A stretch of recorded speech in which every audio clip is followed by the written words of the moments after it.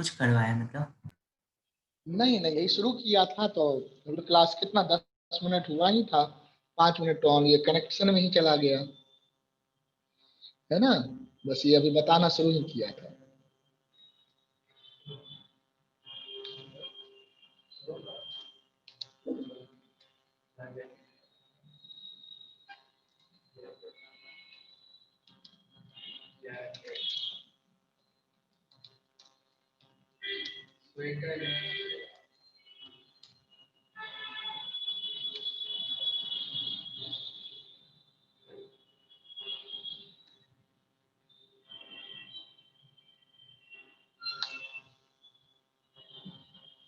देखो, तो ये सेकेंड रे हो गया।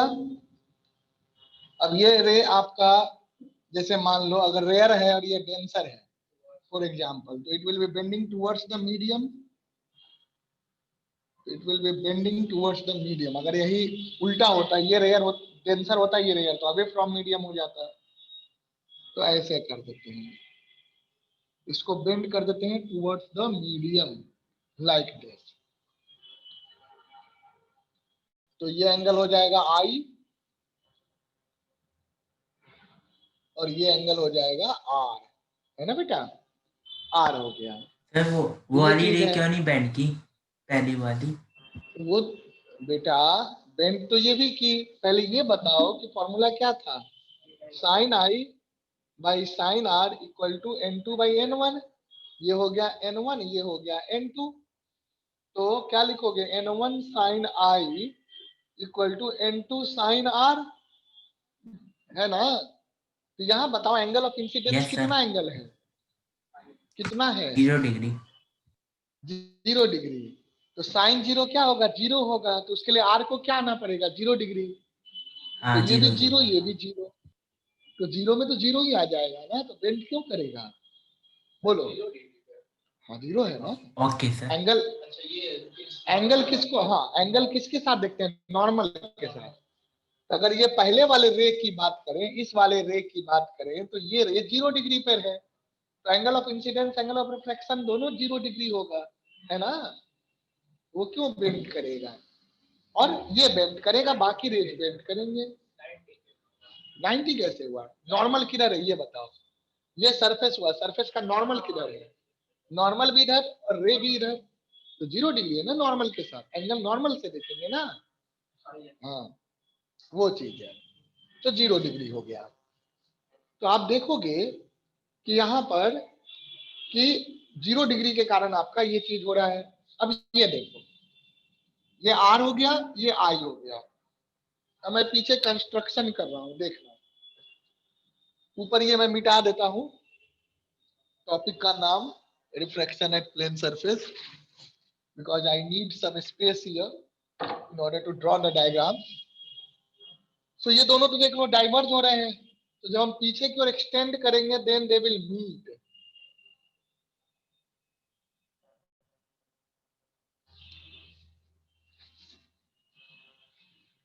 एक बार पूछ लो इससे, उसको ऑप्टिक्स पढ़ना है, रॉकी को। हाँ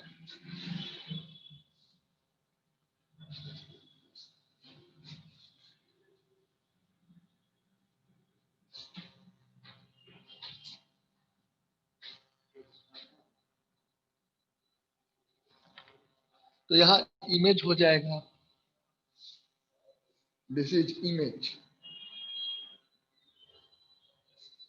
है ना। This is angle of incidence, angle of reflection. तो ये एंगल क्या हो जाएगा, अपोजिट है, देखो इस एंगल का अपोजिट ये एंगल हो गया, ये आर हो जाएगा, है ना। This angle is r. अब देखो ये एंगल आई है, ध्यान देना, ये एंगल, ये जो फॉर्मूला हम डिराइव कर रहे हैं बहुत इंपॉर्टेंट फॉर्मूला होगा, तो ये भी एंगल आर हो जाएगा, कोई बात। और ये आर हो जाएगा, है ना। ओके, अल्टरनेट एंगल, ये आई, ये आई, ये आर है तो ये भी आर हो जाएगा। हाँ आपने आर रख दिया, आई लिखूंगे ना ट्रायंगल के अंदर। कहाँ, अच्छा रुक जाओ, हाँ उल्टा लिख दिया, सॉरी। नहीं यहाँ ठीक लिखा, ये आई लिखना भूल गया। हाँ ये आई है, हाँ आई हो जाएगा, गलती से आर लिख दिया था। Thank you. तो ये हो गया आई आई आर आर, ये चीज। तो यहाँ इमेज बना, तो देखो यहाँ पे किधर शिफ्ट हो गया। अगर ऑब्जर्वर डेंसर मीडियम में है, ऑब्जेक्ट रेयरर मीडियम में है, तो आपको क्या दिखेगा, क्या दिखेगा कि दूर दिखेगा। कौन दूर दिखेगा? ऑब्जेक्ट दूर दूर दिखेगा। ऑब्जेक्ट का इमेज, इमेज जो है वो दूर दिखेगा ऑब्जेक्ट डिस्टेंस से, है ना। तो इसको आप कहते हैं रियल डेप्थ और इसको कहते हैं अपरेंट डेप्थ। समझे? ये चीज है। तो ये मीडियम 1 है, N1 और N2। यहाँ रिफ्रैक्टिव इंडेक्स हो गया N2 और यहाँ हो गया N1। तो देखो N1 का मतलब समझो, ध्यान से देखो, सुनो इधर। अगर मैं ऑब्जर्वर इसी मीडियम में आ जाए, ध्यान से सुनना मैं जो बोल रहा हूं, अगर ऑब्जर्वर इसी मीडियम में आ जाए, है ना, किस मीडियम में? जिस मीडियम में ऑब्जेक्ट है, तो उसको ऑब्जेक्ट यहां से बाउंड्री से कितनी दूर पे दिखेगा, है ना, इतनी ही दूर पे देखेगा। इसको मान लो M और ये पॉइंट मान लो M, तो OM की दूरी पे दिखेगा, है ना, क्योंकि सेम मीडियम से देख रहा है, तो जो है वही दिखेगा, यानी कि उसको रियल डेप्थ दिखेगा, है ना। तो इसी मीडियम से देखेंगे तो यही वाला दिखेगा। तो N1 के मीडियम से देखेंगे तो इस डिस्टेंस को मैं कहूंगा X1। क्या कहूंगा? X1। नाम क्या दे दिया? X1। समझे? अगर तुम इसी मीडियम से इसी ऑब्जेक्ट को देखोगे तो जितनी दूरी पर एक्चुअल दूरी पे दिखेगा, एक्चुअल डिस्टेंस दिखेगा। तो एक्चुअल डिस्टेंस हो गया आपका X1, है ना।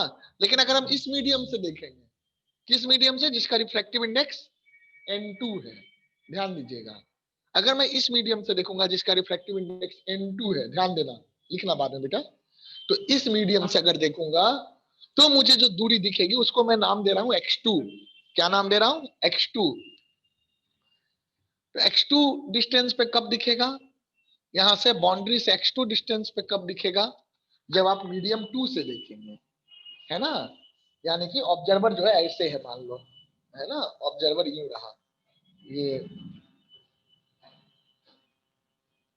ये रे जो है, ये दोनों रे मिल करके आपको ऑब्जर्वर देख रहा है ना। तो ये मैंने इतना दूर तक क्यों दिखाया? बिल्कुल पैरेक्सियल रे होगा, बिल्कुल एकदम पास वाला, तो वो तो आंखों तक जाएगा ही, है ना। लेकिन थोड़ा दूर कर देने से क्या होगा? थोड़ा सा जब दूर हो जाएगा तो ये पैरेक्सियल नहीं होगा, है ना। लेकिन हम पैरेक्सियल रे, आंख तो छोटा सा है, तो आंखों पे कौन सी रोशनी आएगी? जो बिल्कुल क्लोज आ रही होगी, तो हम उन्हीं की बात करेंगे, उन्हीं से हम फॉर्मेशन ऑफ इमेज की बात करेंगे। तो अंडरस्टूड है कि हम पैरेक्सियल रेज की बात करें, स्मॉल एंगल की बात कर रहे हैं। तो आई और आर दोनों को हम कैसा एंगल लेंगे? वेरी स्मॉल एंगल लेंगे, है ना। Sine theta will be approximately equal to theta, tan theta will be approximately equal to theta, ये हम लोग यूज करेंगे। तो ध्यान से पहले इसको बना लो। हाँ बोलो। एक बार दोबारा बताने कि हमने पैरेक्सियल ही क्यों लिया? बेटा समझ आंखें नहीं आया। कितनी बड़ी होती हैं? आंखें तो बहुत छोटी सी होती है, आंखें तो बहुत छोटी सी हैं। अब ये बताओ, क्या आप अगर स्विमिंग पूल के अंदर में कोई मछली, या रिवर के अंदर में बिल्कुल साफ पानी है, रिवर के अंदर में कोई फिश है या कोई स्टोन है, उसको आप देखना चाहते हैं, तो उस स्टोन से आने वाली कौन सी रेज आपके आंखों तक पहुंचेगी? कौन सी रेज आपके आंखों तक पहुंचेगी? ये बोलो।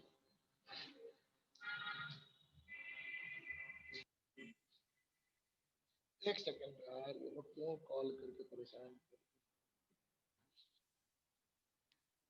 एक सेकंड।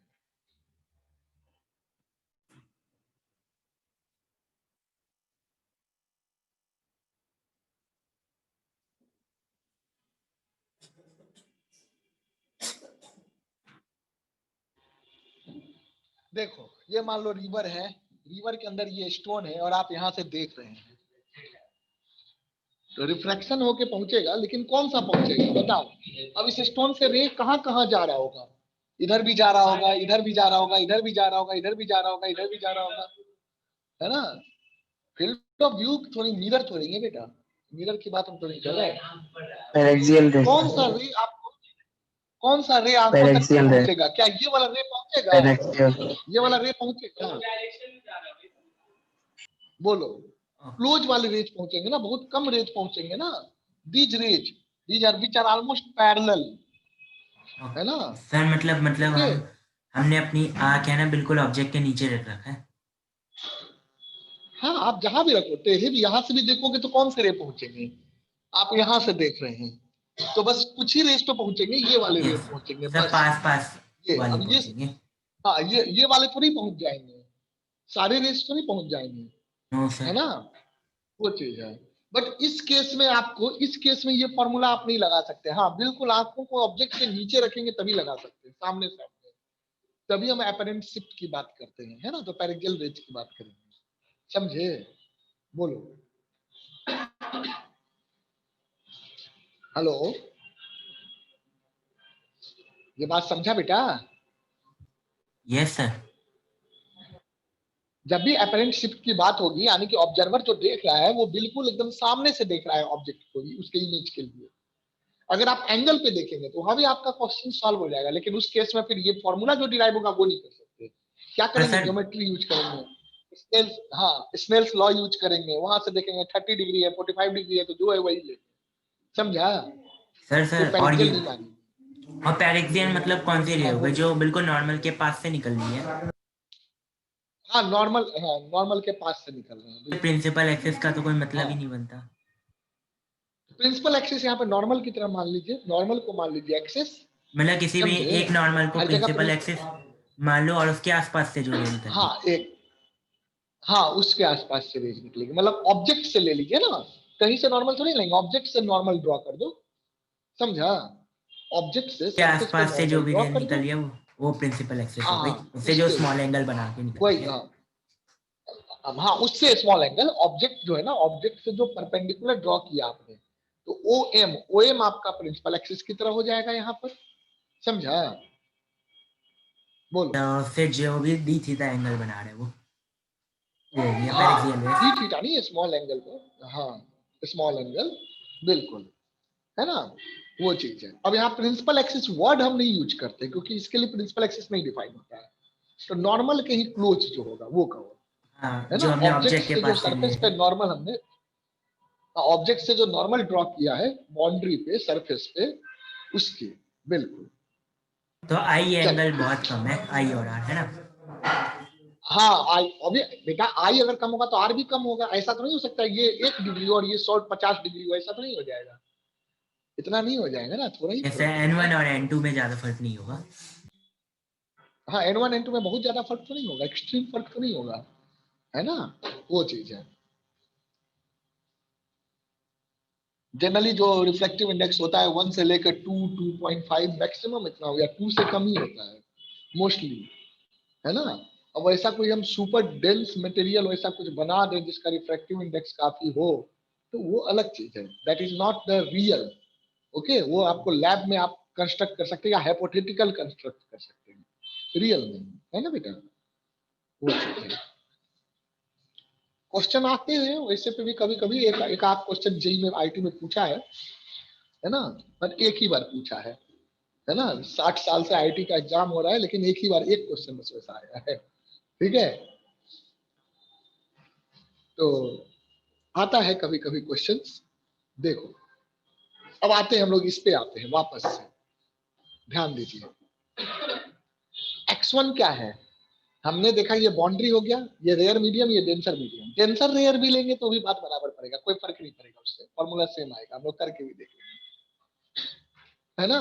और उस केस में क्या होगा, इमेज जो है ऑब्जेक्ट से दूर जाने की जगह ऑब्जेक्ट से पास आ जाएगा बाउंड्री के, है ना, क्योंकि रे क्या होगा, रे अवे हो जाएगा, अवे हो जाएगा तो यहाँ पे बनेगा, okay, that is the case. अब ध्यान दो यहाँ पर कि अगर मैं इसी मीडियम से देखूं, जिस मीडियम में ऑब्जेक्ट रखा हुआ है, इसी मीडियम से अगर ऑब्जर्व करूं, तो उस केस में क्या होगा, हमें इतनी ही दूरी पे दिखेगा, है ना, रिफ्लेक्शन तो हुआ नहीं, हम सेम मीडियम से देख रहे हैं, है ना। तो उस केस में अगर N1 वाले मीडियम से देखेंगे तो हमें X1 की दूरी पे दिखेगा, ऐसे याद रखो।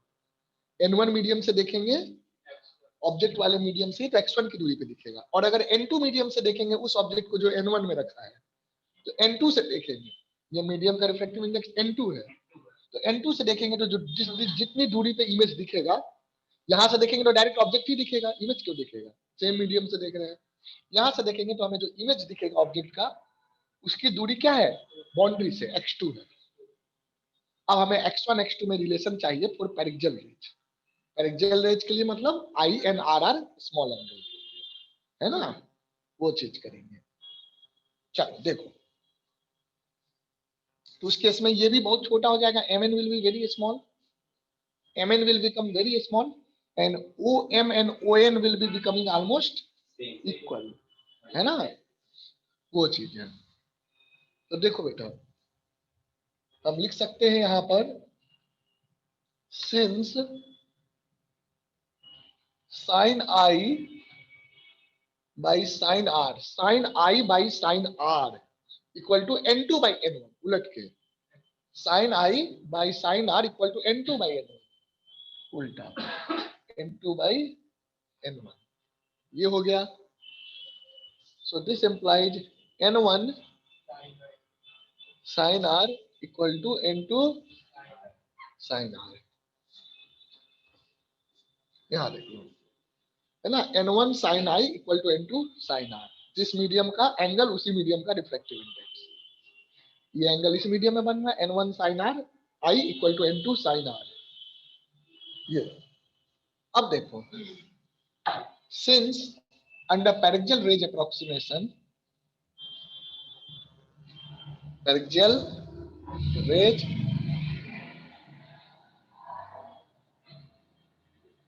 approximation, since under paraxial rays approximation क्या हो जाएगा, I and R will be very small angle,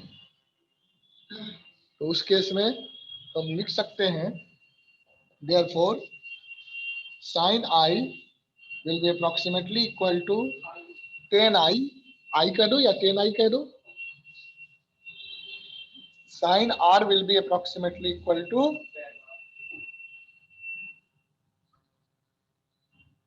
tan R, और इसकी वैल्यू क्या हो जाएगी, आप ऐसे देख लो, ट्रायंगल बनाओ, राइट एंगल ट्रायंगल बनाओ और समझो इसको। ये हो गया स्मॉल एंगल की बात कर रहे हैं, ये एंगल मान लो थीटा एंगल स्मॉल एंगल है, तो स्मॉल एंगल के लिए अब आई आर जो भी हो, हम जनरल बात कर रहे हैं थीटा, तो ये दोनों लेंथ तो ऑलमोस्ट बराबर है ना, अगर हम इसको बहुत छोटा कर दें और 1 डिग्री 2 डिग्री कर दें, इतना छोटा कर दें, तो ये दोनों लेंथ ऑलमोस्ट बराबर हो जाएंगे, है ना। तो साइन आई कहेंगे तो this length divided by this, perpendicular by hypotenuse या परपेंडिकुलर बाय बेस, क्योंकि बेस और हाइपोटेनस ऑलमोस्ट बराबर हो जा रहे हैं स्मॉल एंगल के लिए, तो साइन आई और टेन आई दोनों बराबर हो जाएगा। तो टेन आई की वैल्यू क्या हो जाएगी, टेन आई की वैल्यू हो जाएगी mn डिवाइडेड बाई om, है ना, mn डिवाइडेड बाई om, और ये हो जाएगा आपका mn डिवाइडेड बाई im, है ना, ये हो जाएगा।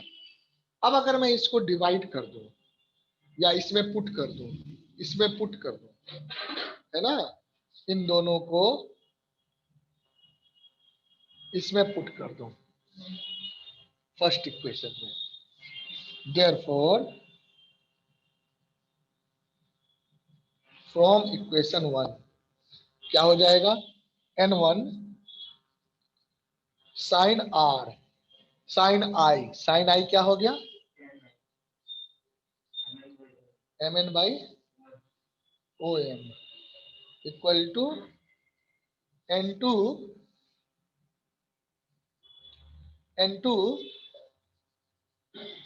mn by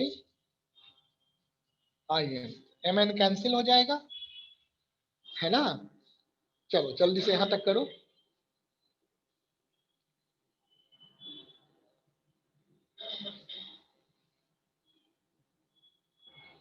OM sign convention से अगर देखें तो ये ओरिजिन हो गया आपका, दिस इज ओरिजिन, है ना, तो OM को क्या लिख सकते हैं, -x1, और IM को लिख सकते हैं -x2, माइनस माइनस कट ही जाएगा, है ना।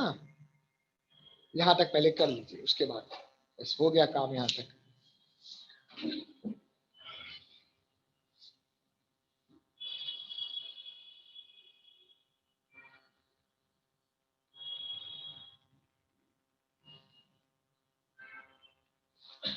यहाँ पे लिख देता हूं मैं,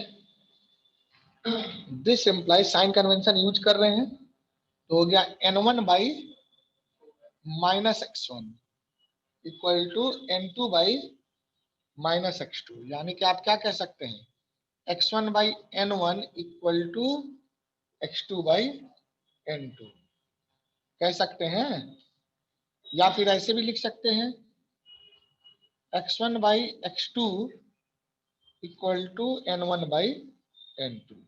कोई doubt?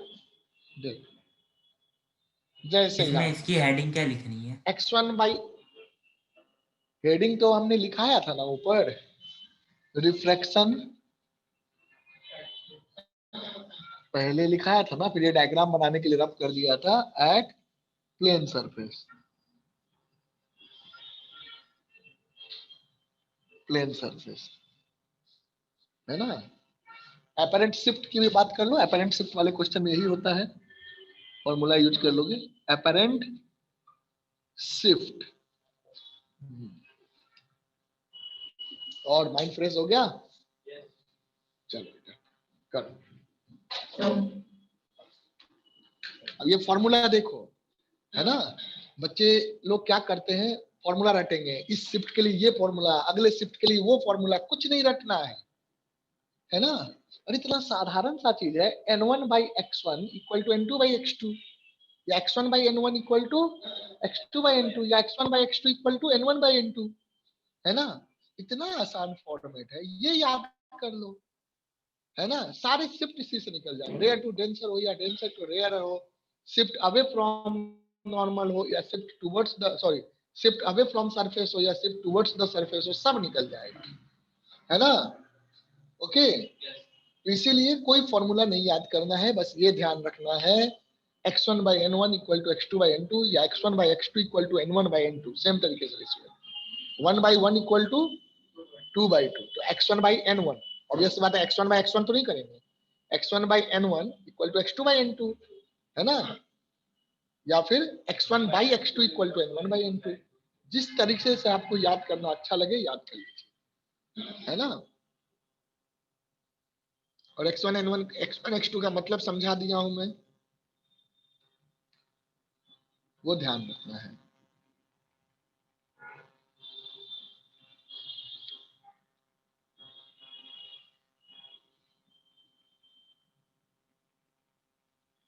So this formula is very important. आपको शिफ्ट के लिए क्या होता है, बार बार रटना होता है ना, तो रटना नहीं पड़ेगा, समझा आयुष।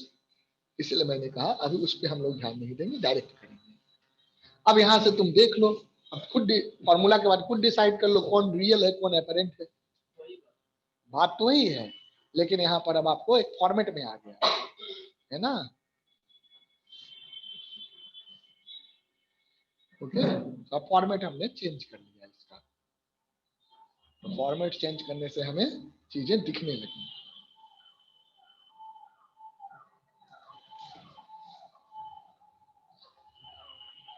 चलो बहुत अच्छी बात, यहाँ तक नोट करिए, करो करो जल्दी से कर लो।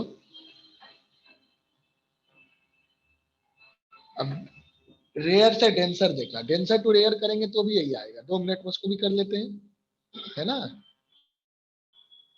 फिर एक दो क्वेश्चन इस पे देखते हैं और फिर आगे बढ़ते हैं।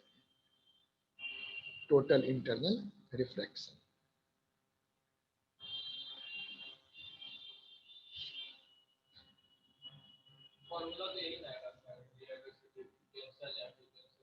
क्या फॉर्मूला तो यही हो गया, फॉर्मूला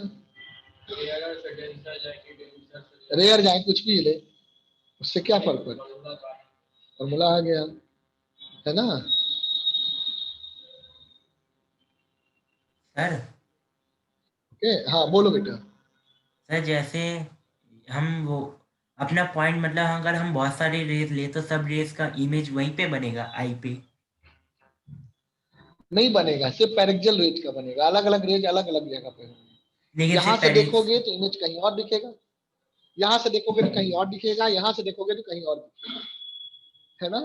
सिर्फ पैरेक्सियल रेस का इमेज वहां पे बनेगा क्या? सिर्फ 2 रेस का इमेज वहां पे बनेगा? दो थोड़ी, दो मतलब ये बेटा पेरिक्जियल का मतलब जो पास के रेज है, मतलब दो तो नहीं लिए हैं हमने। ये बताओ किसी पॉइंट को पाने के लिए आपको कितना पॉइंट चाहिए? अगर एक पॉइंट से कितने लाइन पास कर सकते हैं पहले ये बताओ स्पेस इन्फिनाइट। में। और किसी एक पॉइंट को स्पेस में अगर आपको ऑब्टेन करना है तो कितने पॉइंट लाइन चाहिए? दो लाइन इंटरसेक्ट दो, करेगा। दो लाइन। दो जहां पे इंटरसेक्ट करेंगे, एक से तो नहीं होगा, एक लाइन पे तो इनफिनाइट पॉइंट हो जाएंगे, दो लाइन है ना, तो दो लाइन चाहिए। तो अब ये सी बात है, तो इसलिए हम दो रे की हेल्प से हम इमेज का फॉर्मेशन करते हैं, समझे? सर जैसे ऑल दो अगर, यहाँ पे बहुत सारे रेज। हाँ बोलो। नहीं आप बताओ पहले, है ना? मैं ये कह रहा हूँ कि यहाँ पर हम जितने भी, मान लो हम 0 डिग्री से लेकर 1 डिग्री तक का सब ले रहे हैं, तो 0 डिग्री से लेकर 1 डिग्री तक बनाने वाले कितने रे होंगे? Infinite rays. कितने रे? इन्फानाइट रेज हो सकते हैं, तो वो सारे रेज इसी पॉइंट के आसपास मीट कर रहे हैं, तो यहाँ पे इमेज बनेगा, मतलब इस पॉइंट की है ना, कुछ वेरी डायमेंशन क्लोज। होंगे। हाँ तो इसलिए। हाँ एक छोटा सा, बहुत very close to that point, ऑलमोस्ट उस पॉइंट ही मान लो, है ना, पेरिक्जियल है। यानी कि आप जितना ज्यादा एंगल बढ़ाते जाएंगे वो इंटरसेक्शन का रेंज बढ़ता जाएगा। आप यहां से देखेंगे तो हो सकता है कि यहीं पे इंटरसेक्ट कर जाए, है ना, वो चीज है, समझे? लेकिन अगर लेकिन हम, आपको फिर यहाँ वाला, तब यहाँ वाला नहीं दिखेगा, यहाँ वाला दिखेगा, क्योंकि आपकी आंखें तो छोटी सी है ना, इतनी बड़ी आंखें थोड़ी है कि यहाँ से लेकर के यहाँ तक की आंखें हैं। किसी का मान लो कि कोई ऐसा जानवर है या कुछ है जिसकी आंख का लंबाई 1 किलोमीटर है या 10 मीटर है, तो अगर उसकी आंख 10 मीटर लंबी चौड़ी है तो उसको इस पॉइंट ऑब्जेक्ट का इमेज बिल्कुल ऐसे दिखेगा, इतना लंबा सा दिखेगा, समझे? मतलब क्योंकि वो यहाँ पेरिक्जियल को भी देख पाएगा, मार्जिनल रेज के भी इंटरसेक्शन को देख पाएगा, है ना। पर हम नहीं देख सकते ना, हमारी आंखें तो छोटी सी हैं, है ना, वो चीज है, इसलिए हम नहीं देख पाएंगे। हाँ अब बोलो। सर मतलब सिर्फ दो पॉइंट के इंटरसेक्शन से हम एक पॉइंट को देख पाएंगे, मतलब दो लाइन के इंटरसेक्शन को से मतलब उसकी इंटेंसिटी कम हो जाती तो है क्या? अगर। नहीं बेटा, दो पॉइंट तो हम इसलिए, सिर्फ दो ही लाइन तो, दो ही रेज तो नहीं है, दो रेज तो हमने बनाए हैं ऑब्टेन करने के लिए, लेकिन वहां पे बहुत सारे रेज इंटरसेक्ट कर रहे हैं, इंटेंसिटी क्यों कम होगी? नहीं आपने कहा ना कि ये रेस बोलो। और आसपास इंटरसेक्ट करेंगे, उसी के ऊपर कोई और नहीं करेगा।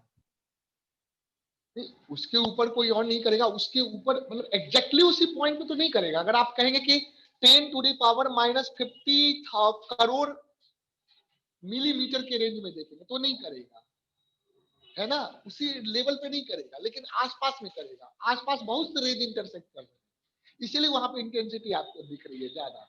लेकिन वही आसपास में, वैसे मान लो, सीधी सी बात है, तुम एक काम करो, एक मुट्ठी नमक लो और जमीन पे गिरा दो और उसको बिल्कुल फैला दो। फैलाने का मतलब इतना फैलाओ कि सारे नमक एक दूसरे को टच कर रहे हो, पर एक नमक के दाने के ऊपर दूसरे नमक का दाना ना हो। क्या आपको नमक दिखेगा जमीन पे? Yes sir. दिखेगा, दिखेगा, अच्छे से दिखेगा, पूरा व्हाइट दिखेगा। अब क्या करो, उस नमक के दाने को आप पूरे घर में फैला दो जो एक मुट्ठी था, यानी कि सबके बीच में 10-10, 15-15 या 20-20 सेंटीमीटर या 1-1 मीटर की दूरी कर दो। अब दिखेगा? नहीं दिखेगा। अब नहीं दिखेगा बेटा। उस, जब 10-10 मीटर पे रखे हुए हैं, 1-1 मीटर पे रखे हैं या 10-10 सेंटीमीटर पे दाने रखे हुए हैं, तब भी एक पॉइंट पे एक ही दाना रखा हुआ है। और जब ऐसे मैं कह रहा हूं, एक यहाँ, एक यहाँ, एक यहाँ, एक यहाँ, एक यहाँ, एक यहाँ, एक यहाँ, अभी नहीं दिखेगा। लेकिन अगर ये सारे एक ही जगह पे रखे हो ऐसे करके, एक के ऊपर एक नहीं रखा है, अब दिख रहा है? अब दिख रहा है। क्यों दिख रहा है?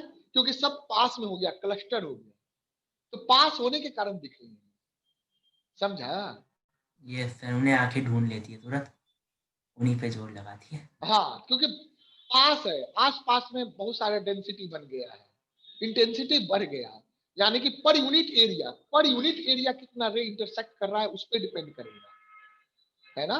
ओके सर, एक एक ही साथ ना करे पॉइंट पे तब भी। नहीं कर जरूरत है। हाँ पर यूनिट एरिया ज्यादा है, पर यूनिट एरिया ज्यादा है, इसीलिए इंटेंसिटी क्या होता है? एनर्जी डिवाइडेड अपॉन, ये power divided upon area, per unit area. अगर वही पावर या वही इंटेंसिटी, वही एनर्जी अगर ज्यादा एरिया में फैल जाए तो इंटेंसिटी कम हो जाएगी, समझे?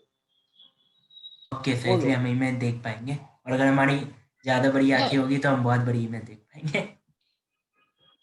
हाँ, ज्यादा बड़ी आंखें होंगी तो बहुत बड़ी इमेज देख पाएंगे, है ना, वो भी देख सकते हैं, बड़ी इमेजेस भी देख सकते हैं, यस सर। है ना, वो चीज है।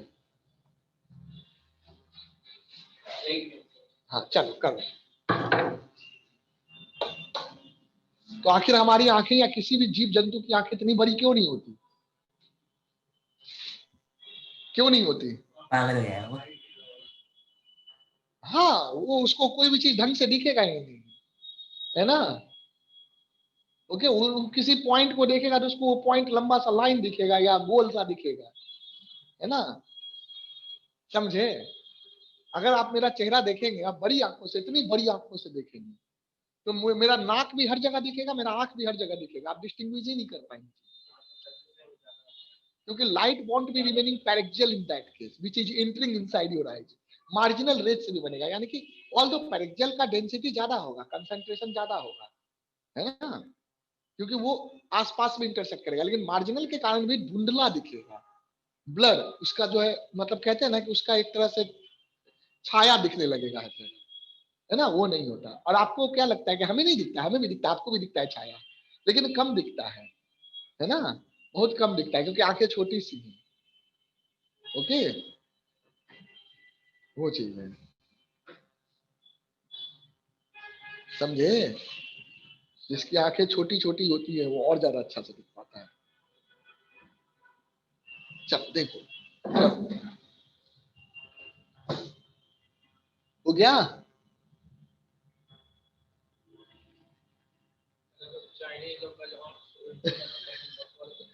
नहीं, वो तो इंसानों की आंख है, वो अंदर से कंस्ट्रक्शन वही है ना, अंदर से कंस्ट्रक्शन वही है ना, समझे। ओके, अगर मैं अपनी आंखें इतनी बड़ी करता हूँ तो ये खोल रहा हूँ, उससे बड़ा आंख नहीं हो गया। देव की आंखें बड़ी बड़ी है ना देव।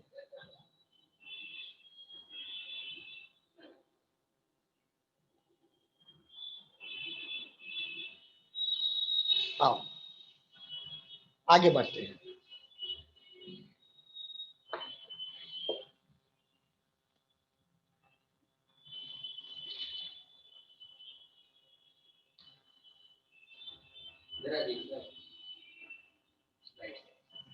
करो जल्दी करो।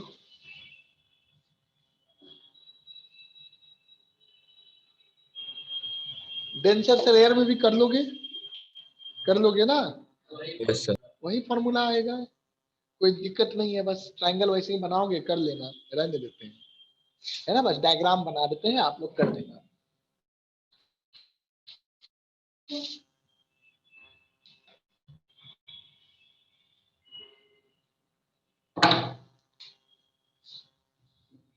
जैसे मान लो इधर हो गया डेंसर, और डेंसर में इस बार ऑब्जेक्ट को रखते हैं। ये चीज आपने देखा होगा, जैसे मान लो बकेट है, बकेट में आप कोई चीज गिरा दो, साबुन गिर जाए, नहाते समय बकेट में साबुन गिर जाए, है ना, ओके, बकेट में पानी पूरा भरा हुआ है, तो या साबुन ना भी गिरे, खाली बकेट देखो, दो बकेट ले लो, है ना, समझे, दो बकेट ले लो, आइडेंटिकल बकेट, एक में पानी भर दो और एक को खाली रखो, खाली बकेट का जो बेस है वो ज्यादा नीचे दिखेगा, और जो भरा हुआ पानी वाला जो बकेट है यस उसका सर। बेस थोड़ा ऊपर लगेगा, उसकी हाइट कम है, पानी भरने के बाद हाइट कम लगेगा उसका बेस का, क्यों लगेगा, वो आपको टुवर्ड्स द बाउंड्री शिफ्ट हो जाता है। और वही अगर आप स्विमिंग पूल के अंदर से देखेंगे तो चीजें आपको, स्विमिंग पूल के अंदर में तैरता हुआ आदमी छोटा दिखेगा, है ना, लेकिन स्विमिंग पूल के अंदर तैरते हुए आदमी को आपकी हाइट ज्यादा दिखेगी, है ना, 5 फीट का आदमी 7 फीट का दिखेगा, और उसमें 7 फीट का आदमी 5 फीट का दिखेगा, क्यों। और यही रीजन है कई बार जो होता है कि बेसिकली जब आप फिशिंग वगैरह करते हैं, तो आप जब आप जैसे मान लो कोई भी चीज, या भाला है या कुछ भी है, अगर आप पानी में मारते हैं तो जो पानी वाले जीव जंतु हैं वो बच जाते हैं, है ना, क्योंकि आप उसके एक्चुअल साइज को प्रेडिक्ट नहीं कर पाते हैं, हाँ आप निशाना कहीं और लगाते हैं, लगता कहीं और है ना, एक्चुअली में देखो, ऑब्जेक्ट यहाँ है और आपको दिखेगा, लगेगा यहाँ दिख रहा है, तो आप इस रे के अंदर आपको लगा कि इधर से लाइट रे आ रही है, तो आप निशाना कहाँ लगाएंगे, आप निशाना इधर लगाएंगे, और लेकिन एक्चुअल में ये कहाँ है, यहाँ है ना, तो अगर आपने गोली मारा, मान लो बुलेट फायर किया पानी के अंदर में, और आपने इधर फायर किया तो नहीं लगेगा, समझे? हाँ, वो थोड़ा अपैरेंट शिफ्ट करके निकालेगा, सोचेगा कितना का शिफ्टिंग है, थोड़ा अलग एंगल पे लगाएगा। हाँ, नहीं तो वो अंदाजा है ना, ठीक है थोड़ा इधर की जगह इधर मारे तो एक दो बुलेट लगाएगा, तो वरना इधर ही मारते रहेगा तो कभी ना लगने वाला है ना, वो चीज है। तो इसीलिए मूवी वगैरह में दिखाता है कि कोई गुंडा हो या हीरो हो, जब उसको पीछे कर रहा है, बुलेट वुलेट फायरिंग कर रहा है, तो पानी में कूद जाता है। अब पानी में जब कूद जाता है तो वो जब पानी के अंदर रहता है बच जाता है ना। इतना कॉन्सेप्ट वो नहीं लगाते हैं, लेकिन बचने का रीजन यही है ना। बचने का रीजन क्या है कि दिखता कहीं और है और निशाना कहीं और है। हाँ, होता कहीं और है, दिखता कहीं और है, इस कारण से। चलो, हाँ बस एक डायग्राम बना देते हैं, आप लोग खुद ही कर लेना। तो ये मान लो डेंसर का हो गया इस बार N1 और ये हो गया N2। तो एक रे तो इधर चला गया, ऐसे जो सीधा जाएगा, एक सीधा वाला बनाते हैं, और एक ऐसे बना लो एंगल पे, तो एंगल पे बना लो। तो ये हो गया आपको I, तो ये अवे फ्रॉम नॉर्मल चला जाएगा, और ये एंगल हो जाएगा R। तो ये जब जाएगा तो यानी कि अब आपको ऐसे इसको बैकवर्ड शिफ्ट करो तो यहाँ बनेगा, ये इमेज हो गया और ये ऑब्जेक्ट हो गया। तो देखो ऑब्जेक्ट बाउंड्री की ओर आ गया, image close to the boundary, है ना। तो it is shifting towards the boundary. तो इस बार अपरेंट जो डेप्थ होगा वो कम हो जाएगा, यानी कि x2 will be less than x1। अगर आप इसी मीडियम से देखेंगे तो इतनी दूरी पर दिखेगा, लेकिन इस मीडियम से देखेंगे तो आपको x1 x2 की दूरी पे दिखेगा, है ना। ये चीज है, यहाँ भी आप निकालेंगे तो आपको यही आएगा, x1 by x2 will be equal to n1 by n2, है ना। मुझे बचपन में बहुत दिक्कत होती थी जब मैं क्वेश्चंस करता था, ऑप्टिक्स के क्वेश्चंस में मुझे बड़ा परेशान होता था। मैं फॉर्मूला रटना पड़ता था अपरेंट शिफ्ट का, तो अपरेंट डेप्थ का, मैं परेशान हो जाता था। मैं बार बार डिराइव तो कर लेता था, लेकिन रट के मैं एग्जाम में हमेशा उल्टा लिखता था, है ना। तब मैंने सोचा कि क्या करें क्या करें, फिर मैंने जनरलाइज वे निकाला, है ना। तब से मैं बचपन से ये चीज यूज करता आ रहा हूँ, x1 by x2 equal to n1 by n2, या x1 by n1 equal to x2 by n2। फिर मुझे कभी कोई दिक्कत नहीं होती। इवन आज भी मुझे फॉर्मूले नहीं याद है, मुझे पूरे फिजिक्स के मैथमेटिक्स के फॉर्मूले याद है, लेकिन अपरेंट शिफ्ट आज भी नहीं याद है है ना, ये चीज है। और ना मैं याद करता हूँ, जरूरत ही नहीं है। चलो यहाँ भी यही आएगा। और शिफ्ट कितने से हुआ, तो यहाँ पे शिफ्ट कितना हो गया, ये हो गया शिफ्ट। तो यहाँ पे शिफ्ट की वैल्यू हो जाएगी x1 माइनस x2, यहाँ पे शिफ्ट की वैल्यू हो जाएगी x2 माइनस x1। यहाँ पे शिफ्ट हो जाएगा, वो तो मुझे दिख ही रहा है, x2 माइनस x1। तो मुझे दिख जाएगा जिसमें x2 बड़ा होगा उसमें x2 माइनस x1, जिसमें x1 बड़ा होगा उसमें x1 माइनस x2, है ना। जो बड़ा होगा उसमें से छोटा घटाएंगे, शिफ्ट निकल जाएगा, बड़ा माइनस छोटा, that will give you shift. कितना आसान है, क्या जरूरत है फॉर्मूला याद करने, है ना, वो चीज है। और कहीं फॉर्मूला लिखने को भी कहेगा तो रफ में करके निकाल लेंगे यहीं से, x1 by x2 equal to n1 by n2, और करके निकाल लेंगे, बड़ा माइनस छोटा, वही आ जाएगा शिफ्ट, समझे। चल नोट कर लो, एक क्वेश्चन इस पे देखो। 7:20 पे ठीक है, मैं 7:20 तक खत्म ही कर दूंगा, कोई बात नहीं बेटा।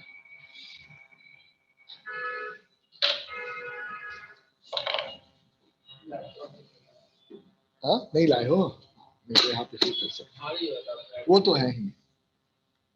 इस पे करना चाहो तो कर लो, लेकिन इस पे सॉफ्टवेयर समझो। हाँ।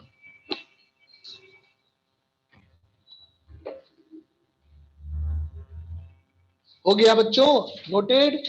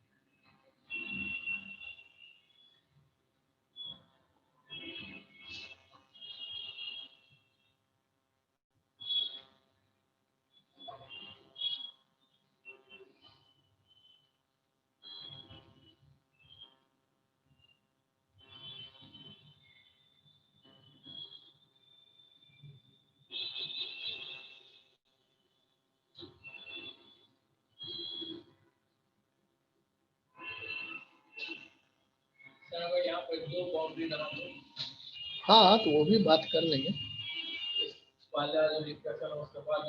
हाँ तो लगातार फॉर्मूला बन जाता है, वो मैं दिखाता हूँ करके। हाँ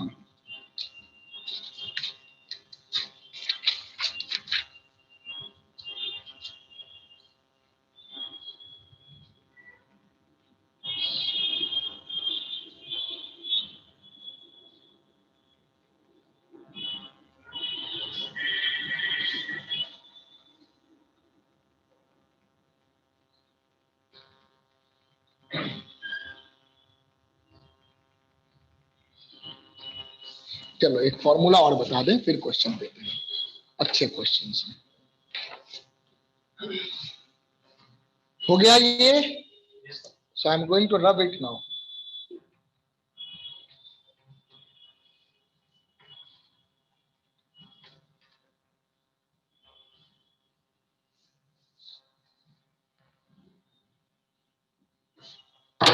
अब जैसे देख लो,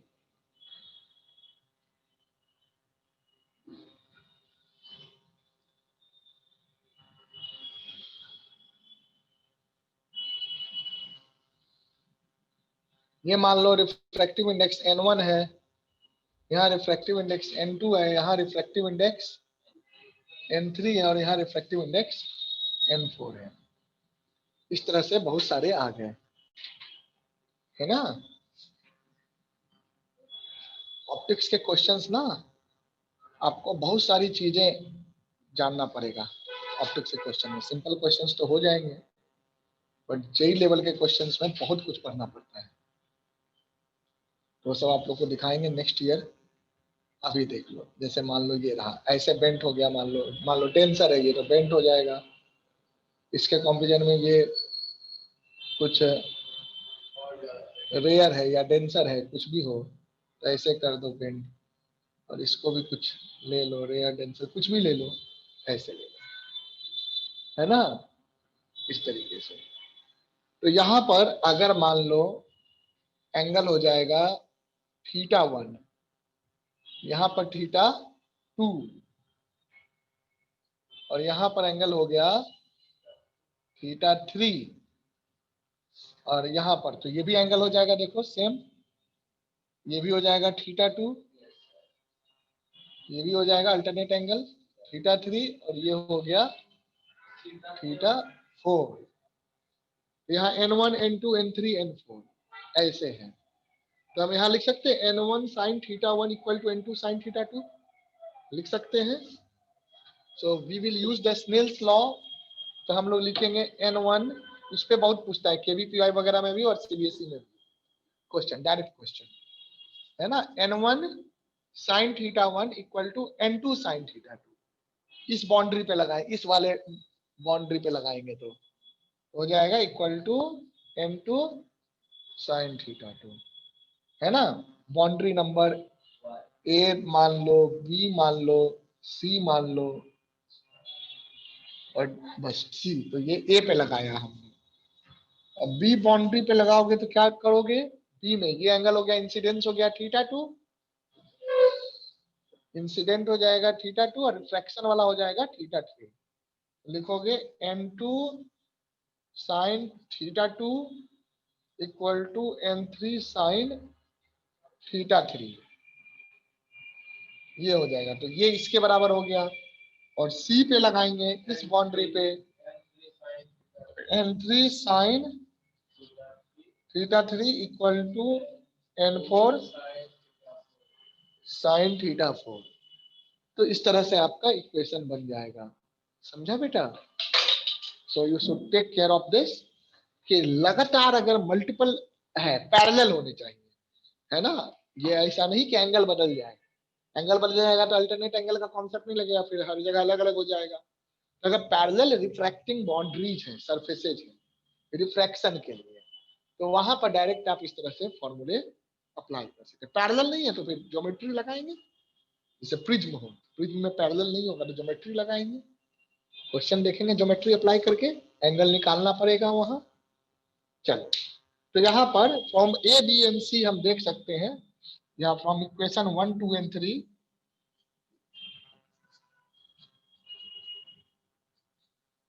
Therefore, from 1, 2 and 3 क्या लिख सकते हो? n1 sin theta 1 equal to n2 sin theta 2 equal to n3 sin theta 3 equal to n4 sin theta 4, है ना? चलो इसको करो, इसको भी नोट कर लो बेटा, इंपॉर्टेंट कॉन्सेप्ट है। This is also VVI.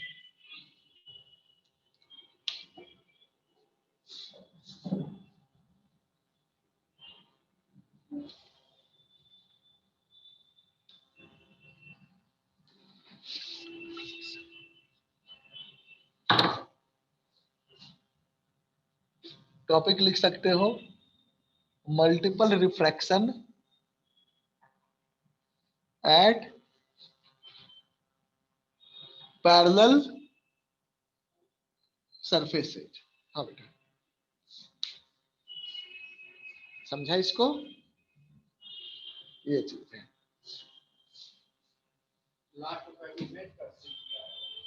क्या बेटा? शिफ्ट तो अलग अलग फिर निकालना पड़ेगा, शिफ्ट के लिए फॉर्मूला अप्लाई करके निकालना पड़ेगा। यहाँ का जो x1 होगा, x2 जो होगा, फिर x2 को अप्लाई करेंगे यहाँ तो x3 आएगा, x3 को अप्लाई करेंगे तो x4 आएगा। समझा? ऐसे निकालना पड़ेगा शिफ्ट, है ना? वो x1 बाय x2 वाला फॉर्मूला लगा कर n1 बाय n2, फिर x2 bye x3, n2 bye n3, x3 bye x4, n3 bye n4, ऐसे करना पड़ेगा, तब जाकर के आएगा, है ना? उससे फाइनल वैल्यू आ जाएगा। ओके, और उसमें ये भी देखना पड़ेगा, ये जो थिकनेस उकनेस है उसको भी चेक करना पड़ेगा कितना है, ऐड सब्ट्रैक्ट करना पड़ेगा, क्योंकि यहाँ पर आप जब देखेंगे शिफ्ट के लिए तो इस बाउंड्री से देखे हैं, अब नए वाले में इस बाउंड्री से देखेंगे तो ये जो थिकनेस होगा वो डिस्टेंस ऐड सब्ट्रैक्ट जो भी होना होगा अकॉर्डिंगली हो जाएगा। सरफेस, हाँ, फिर फाइनल एक किस सरफेस से बात कर रहे हैं वो बताना पड़ेगा, है ना? तो जनरली एंगल, हाँ, हो जाएगा calculation, not a big issue but it will take some time. चलो कर लो इसको, जल्दी से बना लो। समझा देव? नींद आ रही है? चलो पीयूष, नींद खुल गया? चलो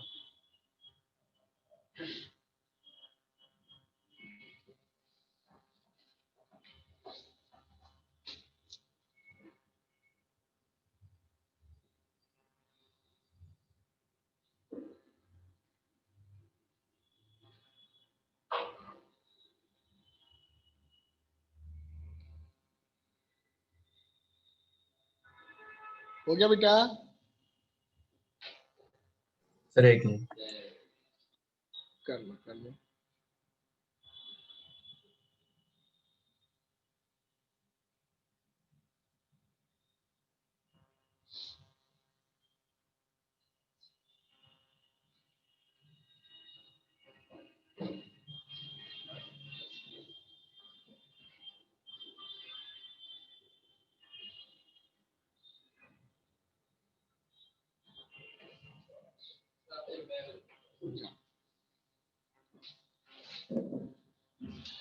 चलो एक क्वेश्चन देखो, लिखो आप लोग एक question.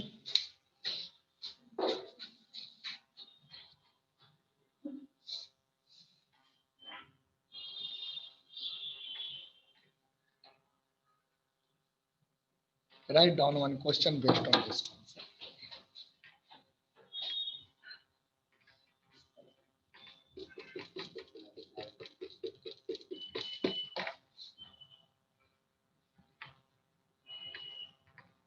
Find the final angle theta in the diagram shown below. या एंगल थीटा सीधे बोल दे।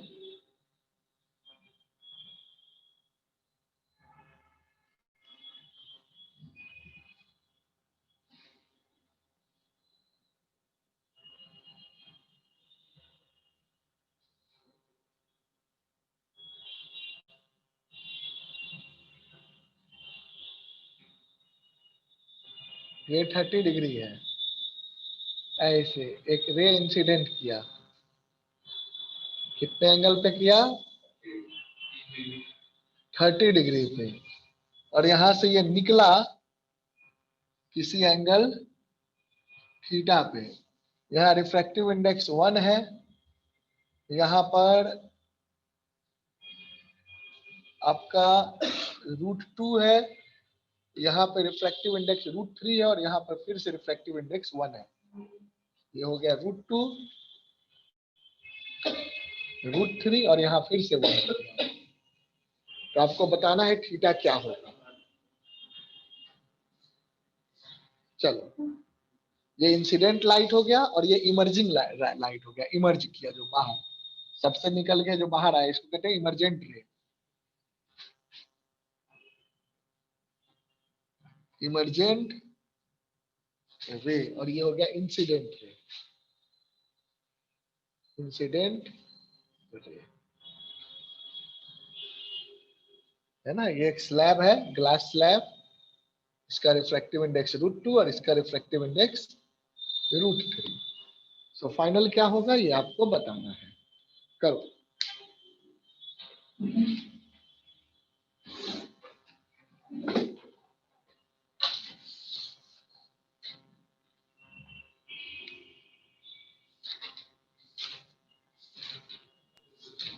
Sir 30 degree. 30 degree is the correct answer. बिल्कुल करो, आसान है।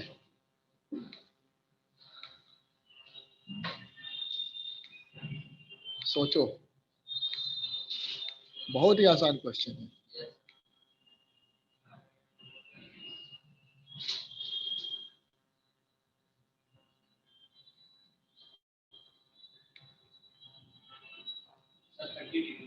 थर्टी डिग्री आ गया। चल, बहुत अच्छी बात। Yes, sir. 30 degree.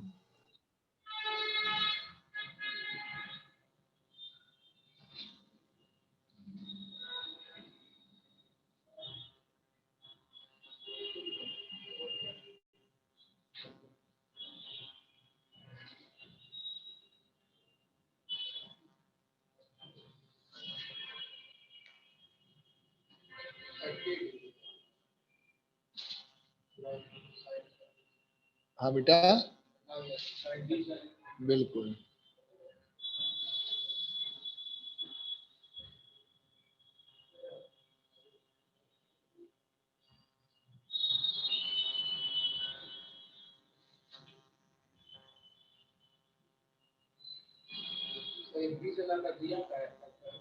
क्या चीज?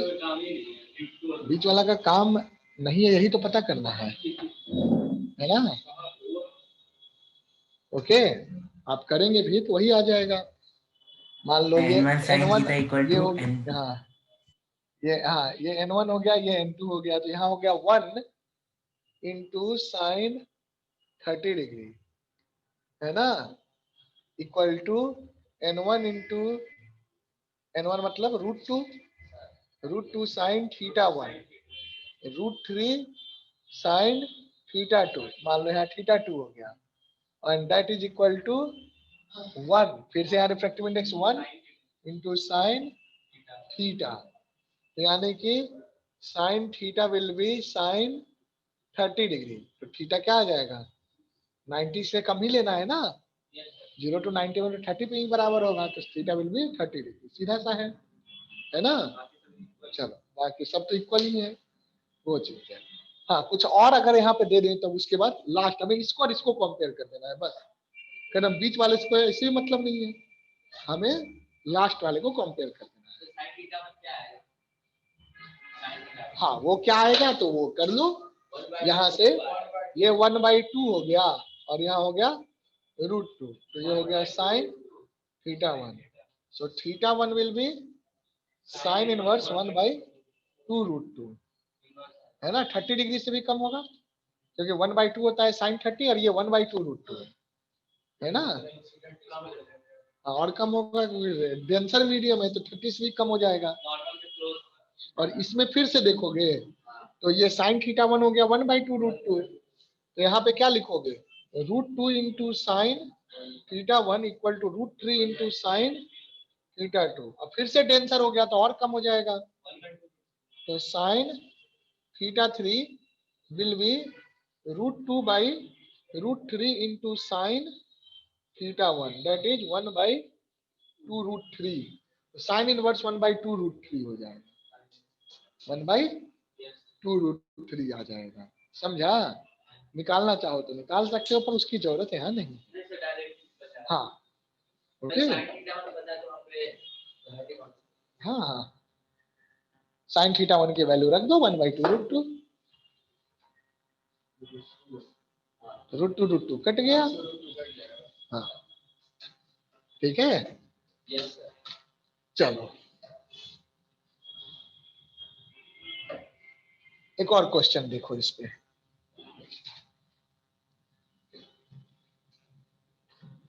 अगले क्वेश्चन पे जाने से पहले भी एक और चीज देख लेते हैं। देखो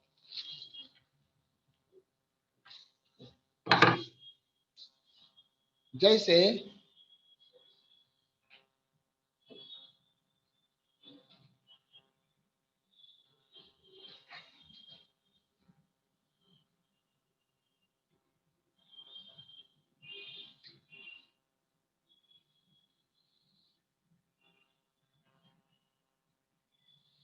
डायरेक्टली देख सकते हैं, ध्यान दीजिएगा। मान लो ये कोई ग्लास स्लैब है, इसकी थिकनेस जो है बेटा वो है T। Let T be the thickness of this slab and its refractive index is equal to mu। Mu कह लो या n कह लो, है ना, म्यू या n रिफ्रैक्टिव इंडेक्स है। अब कोई लाइट रे इसमें से जा रहा है, या यहाँ पे ऑब्जेक्ट यहाँ है, ऑब्जेक्ट यहाँ है, और क्या बेटा, कौन सा, जो भी रिफ्रैक्टिव इंडेक्स म्यू है ना, ग्लास है, पानी है, कुछ भी रहे, कोई रिफ्रैक्टिंग है ना, रिफ्रैक्टिंग बॉडी है, मतलब मीडियम है, रिफ्लेक्शन होगा, ट्रांसपेरेंट मीडियम है। यहां से आप देख रहे हैं तो आपको ऑब्जेक्ट कितनी दूरी पे दिखेगा, मान लो, है ना, मान लो यहाँ से आपको पूरा डिस्टेंस दिया हुआ है तो कितना, ये T दिया हुआ है, ये भी दिया हुआ है, ये भी दिया हुआ है, तो ऑब्जेक्ट कहाँ दिखेगा, है ना। हाँ वो कहाँ दिखेगा वो हमें निकालना है, तो शिफ्ट निकालेंगे, वही शिफ्ट हो है जाएगा ना। x2 plus. हाँ तो यहाँ पर, हाँ तो वो देखेंगे तो पहला रिफ्रैक्शन आपका, जैसे ऑब्जेक्ट है, ऑब्जेक्ट से लाइट रे आएगा, तो पहले मान लो ये हो गया 1 हो गया, इधर भी 1 हो गया, तो ये 1 हो गया और ये क्या हो गया बताओ, म्यू हो गया, तो म्यू हो गया ना। तो अगर हम यहाँ से पहले तो मान लो यहाँ देखेंगे, इससे इसमें बनेगा, फिर इससे यहाँ देखेंगे, है ना, तो पहले तो यहाँ रिफ्रैक्शन होगा फिर यहाँ रिफ्रैक्शन होगा, तो दो जगह रिफ्रैक्शन लगाएंगे। समझा, अभी मैं इसलिए फॉर्मूला डिराइव कर ले रहा हूँ, इसको आप चाहें तो डायरेक्ट कर सकते हैं, अदरवाइज कभी भी एग्जाम में एक बार निकालेंगे। अब अगर 3-4 स्लैब पैरेलल में तो सबके लिए फिर वो फाइनल रिजल्ट यूज कर देंगे, है ना। तो कैसे करेंगे वो देखिए। हाँ यहाँ पर, तो यहाँ पर जैसे कि ये रहा, तो पहले मान लो ये डिस्टेंस आपको कुछ होगा, है ना, x1 हो गया, और आप अगर यहाँ से देख रहे हैं, तो यहाँ से देख रहे हैं तो आपको कुछ दिखेगा x2 पे, पहले रिफ्रैक्शन एट फर्स्ट सरफेस या सरफेस ए एंड फिर देन सरफेस बी, तो वो देखो, तो रिफ्रैक्शन एट सरफेस ए के लिए देखेंगे, है ना, तो ए को बाउंड्री मानेंगे, तो ए के लिए आप लिखेंगे x1/1 है ना equal to x2 by mu, तो x2 हो गया mu into x1, mu x1, ठीक है ये चीज। तो यहां से डिस्टेंस क्या हो जाएगा, म्यू x1, है ना, आगे चला गया। अब यहां से डिस्टेंस देखो, तो यहां से ये हो गया t, t अब तो इस मीडियम में आ गया ना, तो टी अगर इस बाउंड्री से डिस्टेंस देखेंगे तो यहां से अब आपका डिस्टेंस हो जाएगा टी प्लस म्यू x1। अब वो x1 जो भी हो, डी हो या जो भी हो, वो हम देख सकते हैं। तो ये हो गया टी प्लस म्यू x1। अब हम यहाँ लगाएंगे, यहाँ लगाएंगे, समझा, शिफ्ट के लिए। तो ये हमारा हो गया, ये हमारा हो गया x2। हाँ बोलो। हाँ सॉरी, ये x2 नहीं, इसको कुछ और मान लो। हाँ x2 जो है पहले सरफेस से है, x2 जो है पहले सरफेस से है, मान लो यहाँ पे दिखा, तो ये हो गया आपको x2। x2 हो गया। तो अब x2 के बाद हम कुछ और इसको ले लेते हैं, हाँ i1 मान लेते हैं। i1 हो गया, अब i2 मान लेंगे, है ना, i2 मान लेंगे। तो i1 by i2 will be equal to, अब ये हमारा 1 हो, ये हो गया, ये 1 मीडियम हो जाएगा, ये 2 हो जाएगा मीडियम। तो क्या पहला मीडियम ये हो गया, दूसरा ये हो गया, है ना। तो i1 by i2 will be equal to, या i से कर दो, i1 by mu, i1 by mu, क्योंकि यहाँ से i1 यहाँ से जो दिख रहा है वो ये दिखेगा, will be equal to i2 by 1। देख रहे हो, डायरेक्ट हो रहा है, हमें कोई फॉर्मूला याद करने की जरूरत नहीं है। हाँ, तो यहाँ पर अब i1 की वैल्यू सब्स्टिट्यूट कर दो, तो क्या आ जाएगा बोलो।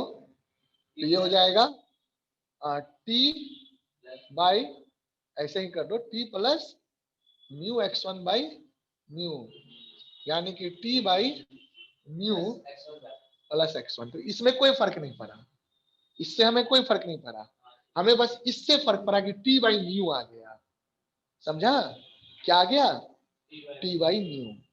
यानी कि अगर ये टी है, ये कुछ भी रहे, ये कुछ भी रहे, इससे कोई फर्क नहीं पड़ेगा, है ना। टोटल डिस्टेंस मान लो अगर ये आपका 1 मीटर है और ये 0.5 मीटर है और ये 2 मीटर है, तो टोटल कितना हो गया, 1 प्लस 0.5 प्लस 2, 3.5। लेकिन इस ग्लास स्लैब के कारण आपको क्या दिखेगा, ये तो 1 ही रहेगा, और ये x1, ये भी x1 रहेगा, बस इसकी जगह हो जाएगा t बाई म्यू। यानी कि टोटल डिस्टेंस जो आपको हो जाएगा, यहां से कितनी दूरी पे ये दिखेगा, यहां से ये दिखेगा 0.5 upon mu plus 1 plus 2, 1 plus 2 metre की दूरी पे दिखेगा।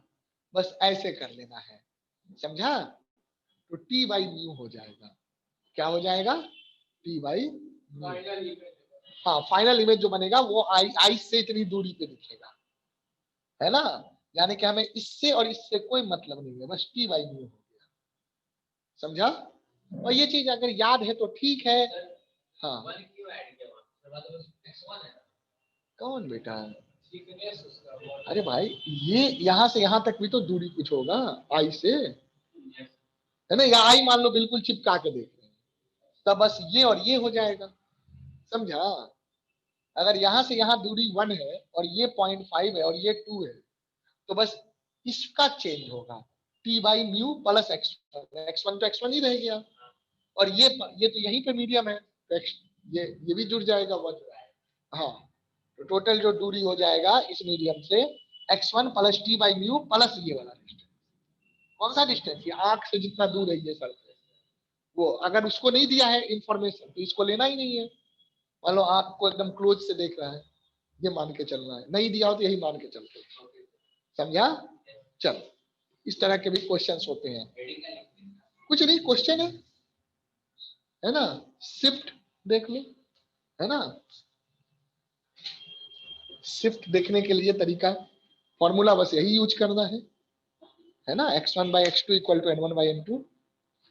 इसी पे एक क्वेश्चन देखो, एससी वर्मा में 19 नंबर क्वेश्चन है, ज्योमेट्रिकल ऑप्टिक्स का, बहुत अच्छा क्वेश्चन है।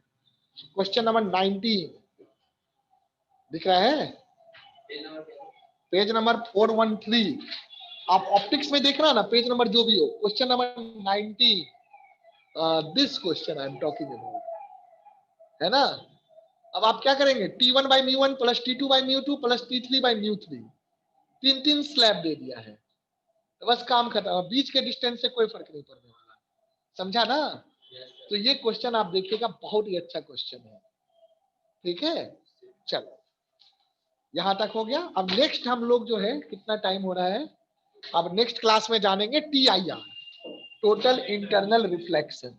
This is also very important topic, है ना। CBSE वालों के लिए भी एकदम हॉट टॉपिक है और KVPI वालों के लिए। इंटरनल रिफ्लेक्शन, हाँ ठीक है, ओके। तो टोटल इंटरनल रिफ्लेक्शन क्या होता है, ये हम लोग नेक्स्ट क्लास में पढ़ेंगे, ओके। चलो ठीक है बेटे, so I am ending this class here now. आप लोग इसको कर लीजिए। सर सर थोड़े हाँ बोलो बेटे। रिफ्लेक्शन के क्वेश्चन भेज दोगे, सिर्फ रिफ्लेक्शन के। भेज देंगे, भेज देंगे, भेज देंगे, है ना। ओके, आज भेज देता हूँ। चलो, रिफ्लेक्शन और रिफ्लेक्शन खासकर के फील्ड ऑफ और व्यू और मिरर के भेज देना। फील्ड ऑफ व्यू पे वैसा कुछ खास क्वेश्चन नहीं आता, वो समझाने के लिए था। पापा मैं कुछ क्वेश्चंस भेज दूंगा, है ना। मतलब वो जैसे आप कर आपने लीजिए। करवाए थे ना क्वेश्चन, वैसे थोड़े।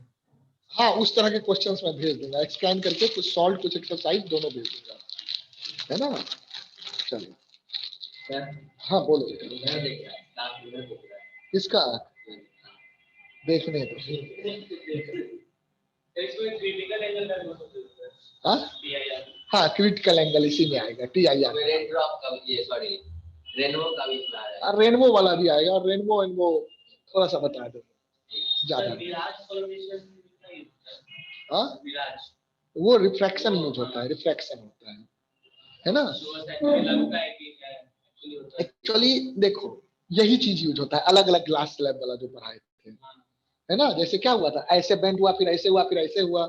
तो मिराज फॉर्मेशन में क्या होता है ना, कि जो एयर है, एयर का टेम्परेचर चेंज होता जाता है, उसके कारण क्या है, टेम्परेचर के कारण डेंसिटी चेंज होती जाती है। जब डेंसिटी चेंज होती है तो उसका रिफ्लेक्टिव इंडेक्स भी चेंज होता है।